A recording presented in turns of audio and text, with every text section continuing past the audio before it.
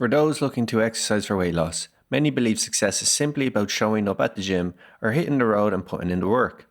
While this is undoubtedly important, focusing solely on the practical aspect of exercise can sometimes overshadow the theoretical side, which is equally crucial.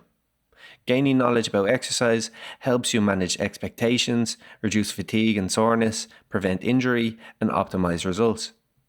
This understanding not only boosts your progress but also strengthens your motivation and consistency over the long term.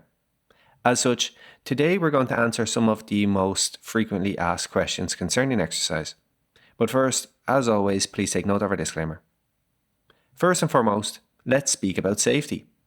When this topic comes up, trainers often say to start at a moderate intensity and build things up over time. But how exactly should you determine moderate intensity, as this will vary for people? It can be gauged for weightlifting by first finding out how much weight you can lift for a particular muscle group for one repetition. Next, once you have that figured out, you'll aim for about 70% of that weight for that exercise's rep range. You've probably seen people keeping rep ranges small, maybe only 5 or 6, or keeping them longer at 15 plus. This is because lower reps typically focus on building muscle power, while longer ones concentrate on endurance. A person looking to lose weight, though, will want to aim for somewhere in the middle between 8 and 12 reps. This means that if you can bench press at most 100 pounds for one repetition, you'll target between 8 and 12 reps of 70 pounds for each set. During a weight loss diet, we generally want to aim for 3 sets for each muscle group. Once these reps get easier over 2 or 3 weeks or so, then recheck your 1 rep max and progress accordingly. In contrast, heart rate is most often used to measure intensity for aerobic exercise, like walking, jogging, cycling, or using a cross trainer. This is because aerobic exercises involve sustained continuous effort, allowing heart rate to remain steady and more accurately reflect intensity.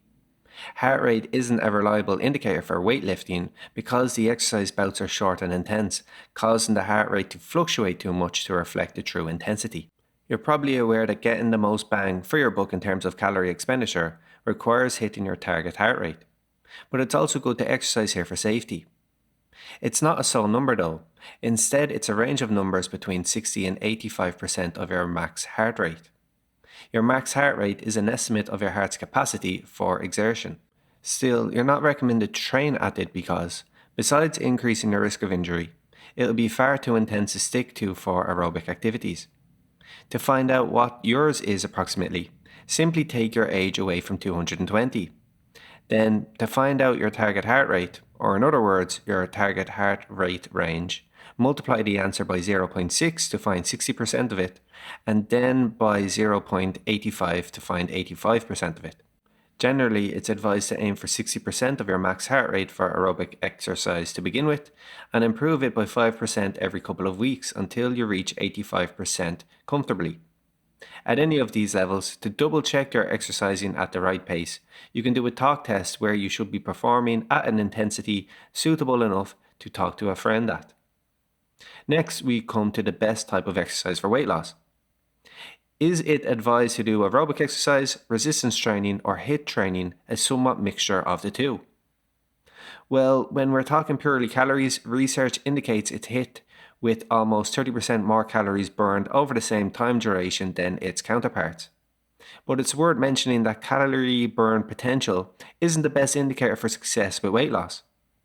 Sure, someone could burn more calories with HIIT over a week or two than the other forms. But if consistency is an uphill struggle because it's too exhausting or unenjoyable, what good will it do in reality? Comparatively, weightlifting or walking might burn fewer calories, but if the likelihood of sticking to them is better, then it means over the long term, they'll have the upper hand. So it's really down to the person what type of exercise is best for weight loss. We just recommend trying out each if your doctor has given the go-ahead to know what will work best. But just on a quick side note, if you'd like to undertake our evidence-based and results-backed personalized Plato weight management program, please click the link in the top right-hand corner of the video or follow the link in the description. Thirdly, we have what your warm-up before exercising should look like. At the gym, you typically want to spend between 5 and 10 minutes on this, incorporating dynamic stretching and some light cardio. Dynamic stretching differs from static stretching in that it involves moving a joint actively through its range of motion without holding at the end. As a result, it works on the overall mobility of a joint rather than the flexibility of a particular muscle group, and therefore targets restrictions in all soft tissues rather than muscle alone. Besides this, it also has the advantages of activating your nervous system and preparing your body for the movements that will be carried out in the forthcoming activity, as well as improving blood flow better than static stretching, and thus enabling better circulation of nutrients and oxygen to your muscles for better performance. Further, this will help your muscles to contract more forcefully and relax more quickly, enhancing both speed and strength. Just search for dynamic stretching for each joint on YouTube, and you'll find many examples from which to choose. You can still do static stretching, but keep it until your workouts end. Similarly, light cardio is great for improved blood flow for the reasons just pointed out, but the added benefits from it are that it'll help bring your heart rate up slowly and activate the cardiovascular system to prepare it for the demands of the upcoming exercise, limiting the chance of dizziness or lightheadedness during a workout.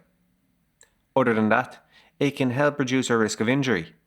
A light cardio warm-up for the legs can still adequately warm up your upper body too, even before a chest or back day.